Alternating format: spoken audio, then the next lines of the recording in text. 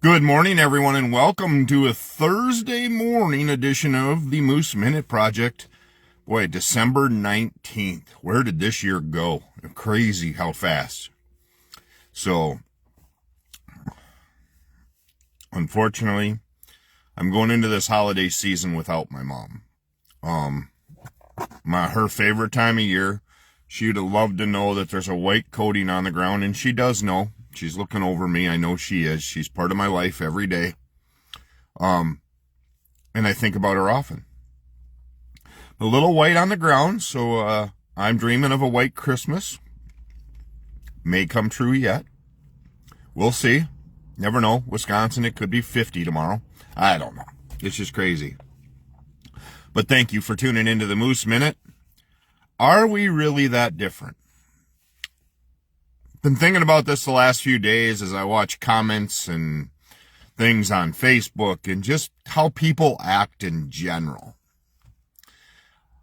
Are we really that different? And it scares me to think that there are so many unsympathetic people in this world. There are so many people that will blast people for feeling certain ways, or we've had a school shooting now in Madison. That's pretty close to home. To those families, my condolences. Prayers with all of you. Prayers to the community that are close to there. I can't imagine what it would be like. I'm unfortunately scared that it's going to happen at some point. Because of the lack of concern as far as kids having guns or access to guns or whatever it may be. It's not about gun laws. My kid has had guns since he was probably 8 or 9. It's about the control of those and teaching people and holding your kids accountable and knowing what's going on there. But it also comes down to, how are your kids treating other kids in the community? Bullying, name calling, based on economics, based on this. And trust me, you can be poor. I grew up poor with my single mom. I started working when I was young. But we still took care of the house. We still took care of the yard. We did those kind of things. You can be poor and still live in a decent environment. So, it comes down to when people are talking about, well, was this girl transgender or what?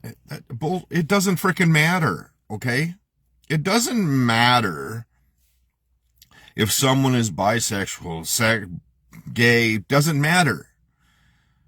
They're human beings. It doesn't matter if you are Asian, Mexican, African American. It should not matter in your life. If they don't affect you, if they don't affect you personally, you should not be blasting anybody. You should not be pissed off at the world, okay? I see it all the time on the wanted thing from the Richland County. Oh, if you see a certain individual by name, by skin color, whatever it means, you are blasting them for, oh, they're on welfare and they're here just screwing. How the hell do you know? Are you part of the court system? Are you part of what they're doing? Most likely they are not screwing the system over, okay? The folks that come here to work for Cardinal, for working for wherever they work, okay? They are not stealing jobs. They are not ripping off the environment or the government or whatever you want to call them for. They are coming from an environment that obviously, that is obviously much worse than coming here, because who the hell would want to come here and be raided by a bunch of people in a small community? You can say what I want about them. If we send them all back home, watch grocery prices rise, watch everything else rise. And I'm not saying it's okay to come here and break the law, but I guarantee you we are just having that problem with drug dealers, people that use drugs, drinking and driving, and they're not that nationality that you want to say is, oh God, here they are. You're basing it off of a skin color. You're basing it off of whatever you want. You're most likely basing it off of whoever is now going to tell you what you want to believe in. So you're going to follow them, whether it's Fox News or CNN or MSNBC or some guy on a podcast that's just pissed off at the world, so he's going to go on the internet and tell everybody. Start being respectful. Start thinking. Hit the pause button for a minute and really think about what these people are doing for our community. Yes, there are some, okay? But there's white people that are just as bad. There are just people in general that are bad people that need help, whether they're addicted to drugs, whether they're addicted to alcohol, whatever it may be. And yes, they're stealing, whatever it may be. But we have to start being at least caring for people and understanding that a lot of these people aren't here because they're coming to rip America off, okay? They're coming here to try to make a better life for themselves. I remember when my brother was 21 back, and I grew up in Plain. There were a shit ton of bad people that were doing drugs and everything else around that area, and they were not good people either. The only reason we hear about more and more of this is because of the thing you guys are all watching me on, and that's my phone or somebody else's phone. You're watching clips, you're watching this, you're watching short versions of a story, and the people are pulling what they want out of that story. It's kind of like when everybody said, oh, Chris, your groceries and stuff are going to all go down. I could have told you the day you told me that they weren't going to. I've been involved in retail sales far too long to know when the prices go up, it takes a hell of a lot of things to get the prices to come down.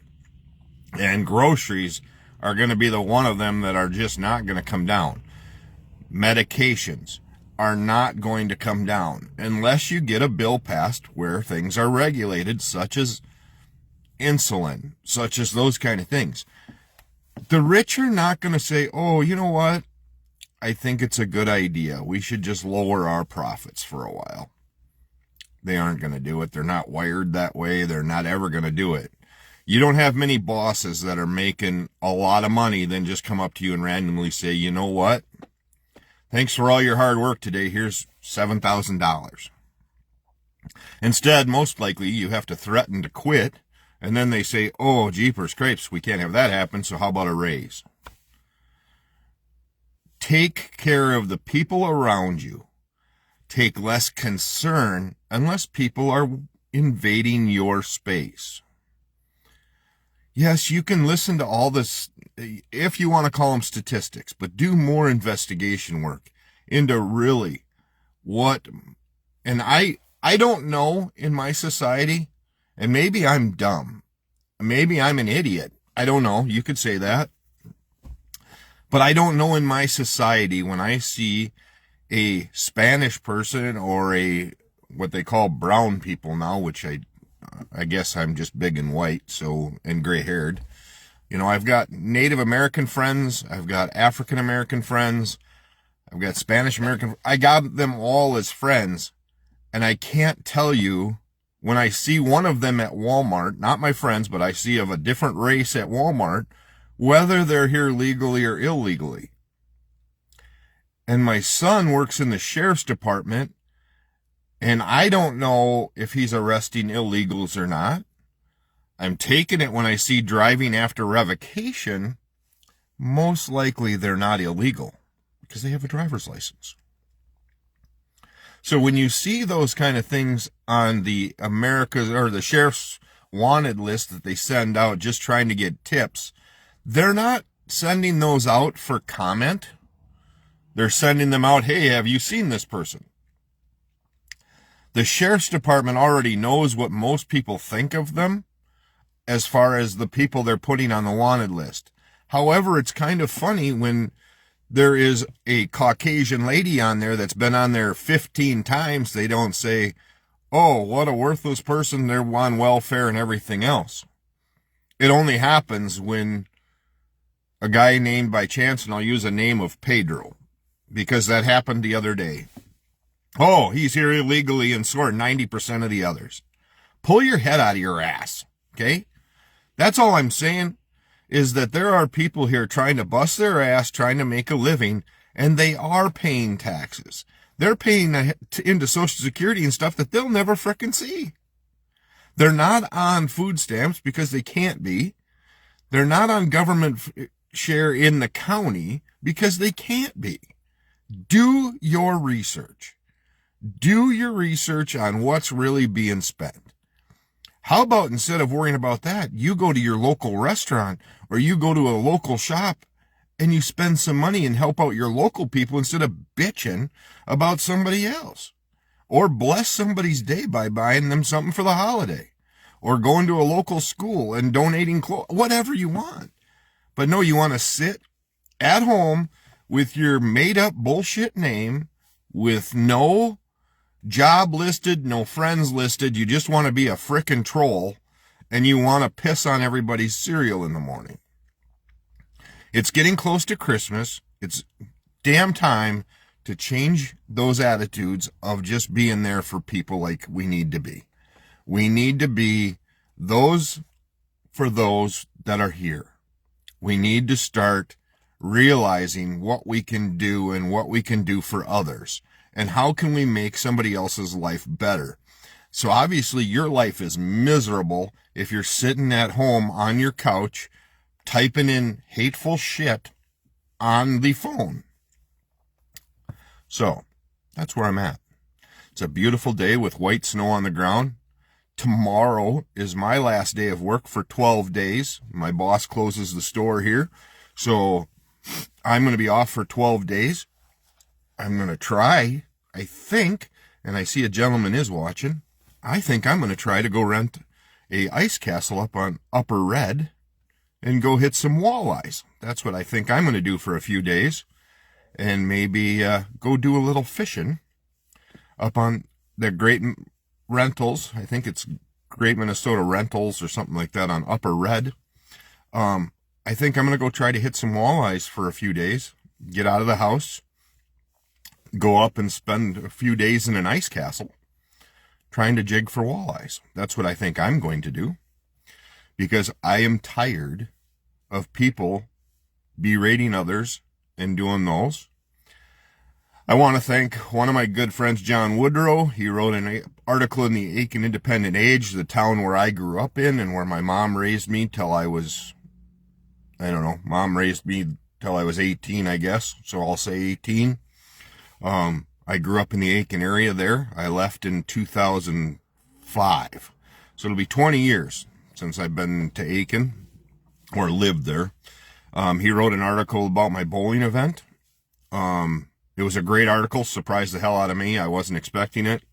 And that's not why I did the event I did. I didn't do it for the recognition. I'm really honestly trying to raise funds that hopefully one day that I hear that there is a cure for Alzheimer's. I know we've been doing it with cancer for a long time, and I have my feelings there too about medical things there. Again, it all comes down to who makes the money. And Big Pharma is making a ton of money off of diabetics and off of every other medical system that they can do, So get out and enjoy Christmas with the family.